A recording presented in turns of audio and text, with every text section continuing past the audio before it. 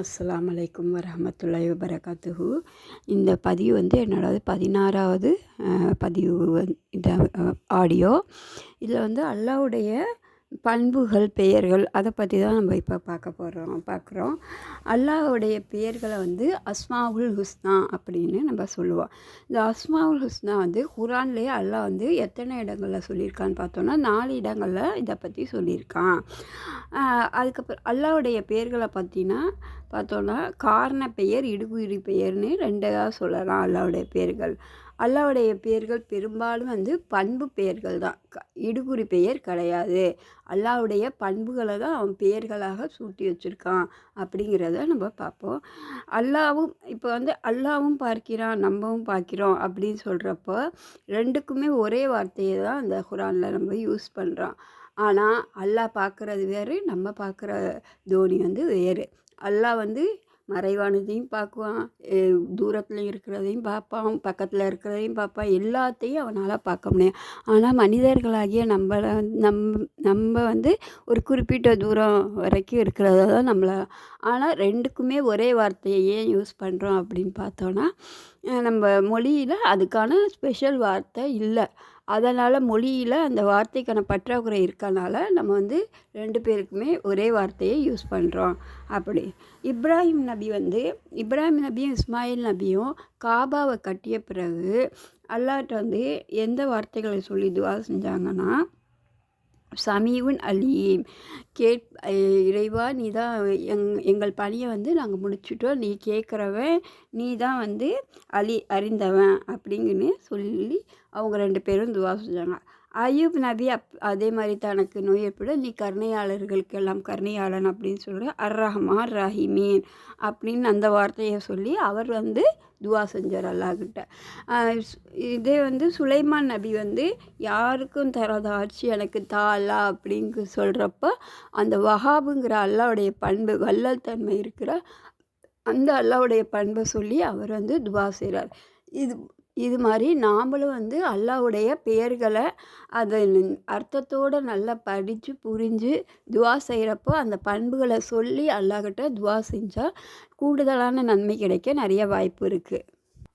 இப்போ அல்லாஹ்வுடைய பெயர்களில் நம்ம வந்து முதல்ல பார்க்க போகிற பெயர் வந்து அல்லாஹ் அப்படிங்கிற பெயரை தான் நம்ம வந்து ஃபஸ்ட்டாக பார்க்க போகிறோம். இதுதான் எல்லா பெயர்களுக்குமான அடிப்படை பெயராக இருக்குது. இந்த பெயரில் வந்து ஆற்றல், சக்தி, அறிவு எல்லா பண்புகளும் வந்து இந்த அல்லாங்கிற ஒரு பெயர்லையே இருக்கிறதா நம்மளுக்கு சொல்லப்பட்டிருக்கு. குர்ஆன்லேயும் 2500க்கும் மேற்பட்ட இடங்களில் வந்து இந்த அல்லாங்கிற சொல் வந்து பயன்படுத்தப்பட்டு இருக்கிறது அப்படிங்கிறத பார்க்குறோம். அல்லாங்கிற பெயர் வந்து ஒரு 2 வார்த்தைகளின் கூற்று அப்படின்னு சொல்கிறாங்க. 2 வார்த்தைகளிலிருந்து பிறந்தது. அல் என்பது ஒன்று, இலாகு என்பது ஒன்று. அந்த இலாகவும் சேர்ந்து தான் நாளடைவில் மருவி அல்லாவாக மாறிடுச்சு அப்படின்னு வந்துடுச்சு அப்படின்னு சொல்கிறாங்க. அல்லாஹ்வுடைய பெயரை வந்து சில பேர் வந்து இது வந்து பண்பு பெயர் அப்படின்னு சொல்கிறாங்க. சில பேர் இல்லை இது வந்து இடுகுறி பெயர் அப்படின்னு வந்து சொல்கிறாங்க சில பேர். இப்போ அல்லாஹ்வுடைய பெயரை நம்ம பார்த்தோன்னா, இலாகு அப்படிங்கிறது எங்கேருந்து வந்துச்சுன்னு பார்த்தோன்னா, அதிக என்ற மூலச்சொல்லிலிருந்து பிறந்தது அப்படின்னு. அலிக என்ற சொல்லுக்கு பொருள் என்னன்னு பார்த்தோன்னா, பிரமிக்க வைக்கிறது அப்படிங்கிறத நம்ம பார்க்குறோம். பிரமிக்க வைக்கிறது, ஆச்சரியப்படுத்தக்கூடியது அப்படிங்கிறத பார்க்கும். வலக என்ற சொல் பிறந்தது, அதுலேருந்து தான் வலக என்ற சொல் என்று பிறந்தது அப்படின்னு சொல்கிறாங்க. இப்படி அல்லாங்கிற சொல்லுக்கு பல மாறுபட்ட கருத்துக்கள் அறிஞர்களிடையே இருக்குது. ஆனால் அல்லாங்கிற சொல் வந்து ஒரு தனித்தன்மை வாய்ந்த சொல். இது வந்து எல்லா இதுக்குமே ஒரு மூலமாக இருக்குது அப்படிங்கிறத நம்ம பார்க்குறோம். இலாகு என்ற சொல் வந்து பொதுவான கடவுள்களை குறிக்கும் சொல். அதற்கு பன்மை சேர்க்கும்போது ஆலிக என்று வந்து பல கடவுள்களை குறிக்குது. ஆனால் அல்லாஹ்வுக்கு வந்து பன்மை கிடையாது. அவன் ஒருத்தன் தான், அவனுக்கு தனிதான். இந்த அல்லாங்கிற சொல் வந்து இப்போ வந்ததில்லை. நபி ஸல்லல்லாஹு அலைஹி வஸல்லம் அவர்கள் காலத்தில் வந்தது. அவர்களுக்கு முன்னாடி கிபி 570 ஆண்டுகளுக்கு முன்னாடியே வந்து கிபி 512, 15 அந்த காலத்திலே வந்து அரபி மொழியை அடிப்படையாக கொண்ட கிறிஸ்தவர்கள், யூதர்கள் வாழ்ந்த காலத்திலே வந்து கல்வெட்டுக்களில் அந்த இதிலெல்லாம் எழுதியிருந்துச்சு அப்படின்னு சொல்கிறாங்க. உம்முல் ஜபல் அப்படிங்கிற இதெல்லாம் வந்து இந்த அல்லாங்கிற சொல் வந்து எழுதியிருந்துச்சு அப்படிங்கன்னு சொல்லப்படுறது. அதில் வந்து அல்லாஹ் வந்து ஆண் பால், அவன் வந்து ஆண் பால் அப்படின்னு சொல்கிறாங்க. சில பேர் இல்லை அல்லாஹ் வந்து ஆண் பால் இல்லை, பெண் பால் தான், அவனுக்கு எல்லாமே பெண் குழந்தைங்க அப்படின்னு சில பேர் சொல்கிறாங்க. அதுக்கு தான் அல்லாஹ் வந்து குரானில் 37வது அத்தியாயம் 149வது வசனத்துலேருந்து 157வது வசனம் வரை பேசுகிறான் அல்லாஹ். நான் அதை பார்ப்போம். அவுஸுபில்லாஹி மினஷ் ஷைத்தானிர் ரஜீம்.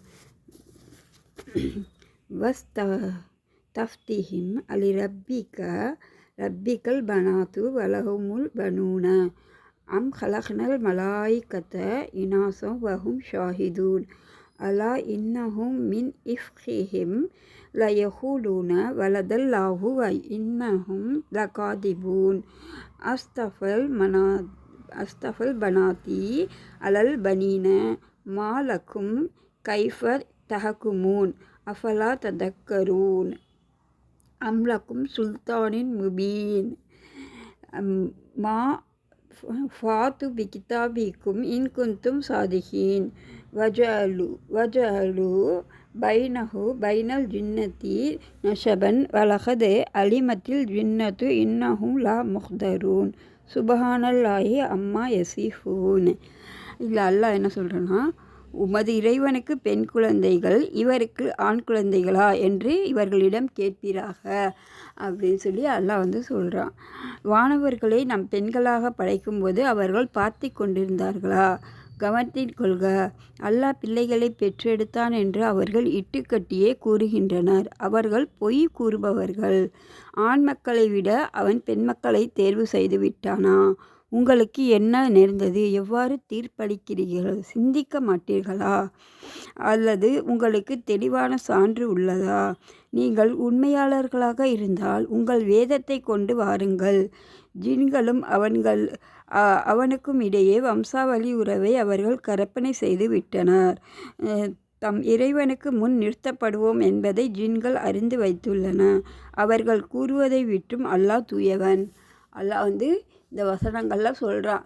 நான் வந்து பெண் பிள்ளைகள், எனக்கு வந்து பெண் பிள்ளைகள் அப்படி சொல்லி நான் படைச்சதை நீங்கள் பார்த்தீங்களா? வந்து இப்படி இட்டுக்கட்டி சொல்கிறீங்களே, நாளைக்கு வந்து நம்ம வந்து அல்லாஹ் முன்னாடி தான் நிற்க போகிறோம் அப்படிங்கிற ஒரு பயம் இல்லாமல் இப்படி சொல்கிறாங்க. இப்போ வந்து நம்ம பொதுவாக குரானில் வந்து எல்லா இடங்கள்லையும் அல்லாஹ்வுக்கு வந்து ஆண்பாலை தான் நம்ம வந்து பயன்படுத்தியிருப்போம். ஏன்னா நம்ம இலக்கணத்திலே பார்த்தோன்னா ஆண்பால் பெண்பால், இன்னொன்று வந்து தமிழில் தான் இருக்குது, அது அவன் அவள் அதுன்னு. நம்ம அரபியில் பார்த்தோன்னா ஆண்பால் பெண்பால் 2 ஜெண்டர் தான் இருக்குது. மற்ற மொழிகளில் தமிழில் அப்படி பார்த்தோன்னா அதுங்கிறது வந்து அக்ரிணியை குறிக்கிது. அது வந்து மனிதனை விட கீழே உள்ள இதை வந்து குறிக்கிறனால அதை போடாமல் பொதுவாக அல்லாஹ்வுக்கு வந்து ஆண்பால், அந்த ஆண்வினை அவன் அப்படிங்கிற இதை தான் நம்ம வந்து சொல்கிறோம். அப்படிங்கிறத இந்த வசனங்களில் அல்லாஹ் வந்து கேட்குறா, எச்சரிக்கை பண்ணுறான். இப்படி சொல்லாதீங்க அப்படிங்கிற மாதிரி அல்லாஹ் வந்து எச்சரிக்கை பண்ணுறான் நம்மளுக்கு. அடுத்தது பார்த்தோன்னா வந்து அந்த யூதர்கள் ஜாஹிலி காலத்தில் அந்த மக்களும் என்ன பண்ணாங்க, வந்து அல்லாஹ்வை அவங்க இது பண்ணுறதுக்கு முன்னாடி அவங்க வந்து சின்ன சின்ன சிலைகளாக வச்சு இப்ராஹிம் நபி, இஸ்மாயில் நபி, மரியம் அலைஹிஸ்ஸலாம், லாத்து, உஸ்ஸா அப்படிங்கிற அந்த சிலைகளை வச்சு வந்து அவங்க வணங்கிட்டு இருந்தாங்க. என்ன அப்படின்னு சொன்னால், அவங்க வந்து அல்லாஹ் தான் எங்களுக்கு வந்து அல்லாஹ்வுக்கு இவங்கெல்லாம் வந்து பரிந்து பேசுவாங்க அப்படிங்கிற மாதிரி அவங்க வந்து அதை சொல்லிகிட்டு இருந்தாங்க. அவங்களும் வந்து அல்லாஹ்வை தான் நம்பினாங்க. வானங்களை படைத்தது யாருன்னு கேட்டால் அல்லாஹ், பூமியை படைத்தது யாருன்னு கேட்டால் அல்லாஹ், மழை யார் பொழிய வைக்கிறா அப்படி எல்லாமே வந்து அவங்களும் வந்து அல்லாஹ் தான் சொன்னாங்க. ஆனால் இந்த குட்டி குட்டி தெய்வங்களை அவங்க வணங்கிட்டு இருந்தாங்க. அது வந்து அல்லாஹ்கிட்ட நம்மளை வந்து ஒரு சிபாரிசு இது ரெக்கமெண்ட் பண்ணுறதுக்காக அப்படிங்கிற மாதிரி அவங்க வந்து சொல்லிகிட்டு இருந்தாங்க. அப்புறம் இந்த அல்லாங்கிற சொல்ல வந்து அலிஃப் லாம் லாம் ஹா அப்படிங்கிற அந்த வார்த்தையில் அலிஃபை எடுத்துட்டா இல்லா என்று வரும். அதுவும் வந்து அல்லாஹ்வுடைய பண்பை தான் குறிக்குது. இதோட பொருள் என்னவுக்காக? அல்லாஹுக்காக அப்படிங்கிறது வருது. அந்த லாமை எடுத்துகிட்டு இன்னொரு லாம் ஹா லஹு அப்படின்னு பார்த்தாலும் அவனுக்கு அப்படின்னு வருது. இந்த லஹுவில் லாமை எடுத்துகிட்டு வெறும் ஹூன்னு பார்த்தாலும் கூட வந்து அந்த ஹூ வந்து அல்லாவை தான் குறிக்குது. இந்த அல்லாங்கிற அந்த வார்த்தையில் எந்த ஒரு எழுத்தை எடுத்துகிட்டு நம்ம பார்த்தாலுமே எல்லா பொருளும் வந்து நம்மளை வந்து அல்லாவை தான் குறிக்குது. இப்படி அல்லாங்கிற அந்த வார்த்தை வந்து ஒரு தனித்துவம் வாய்ந்த வார்த்தையாக இருக்குது அப்படிங்கிறத நம்ம இந்த இதில் பார்த்தோம்.